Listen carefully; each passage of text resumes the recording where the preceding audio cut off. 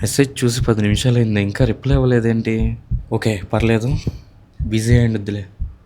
Normal రా, very normal. కాసేపు నవ్వుదాం. చూసి కూడా రిప్లై ఎందుకు ఇవ్వలేదు?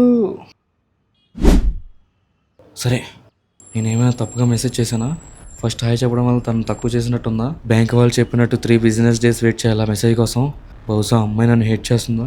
బహుశా అందరూ నన్ను హేట్ చేస్తున్నారా? అసలు నేనెందుకు ఇలా ఉన్నారా? అసలు నిన్నేమైంది? మెసేజ్ చేసుకున్నాం, నవ్వుకున్నాం. వెయిట్, అమ్మాయి మెసేజ్ నేను ఇగ్నోర్ చేశానా? తను మెసేజ్ చేసినప్పుడు ఇగ్నోర్ చేయడం వల్ల ఇదంతానా?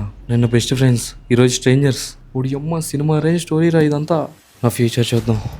తను నన్ను బ్లాక్ చేసిద్ది, నా ఫ్రెండ్స్ వదిలేస్తారు, నా జాబ్ పోయిద్ది, నేను జైలుకి వెళ్తా. నేను ఇంకా 3 కుక్కలతోనే ఉండాలి. నా కుక్కలు కూడా ఇష్టం లేవు కదా. నేను జిమ్లో జాయిన్ అవ్వాలి, నేను ఆల్ఫా మేల్లా కావాలి. ఇంకా మర్చిపోయా, ఫస్ట్ నేను ఆడవాలి కదా. నెట్వర్క్ ఇష్యూ 45 మినిట్స్ వేస్ట్ చేశానా నా ఓవర్ థింకింగ్తో. అది బ్లడీ బిఎస్ఎల్ నెట్వర్క్ ప్రాబ్లం కోసం. ఓవర్ థింకర్ లైఫ్ ఇంజనీరింగ్ కన్నా కష్టంగా ఉండిద్ది. సబ్స్క్రైబ్ చేసుకోండి ఇది మీరైతే.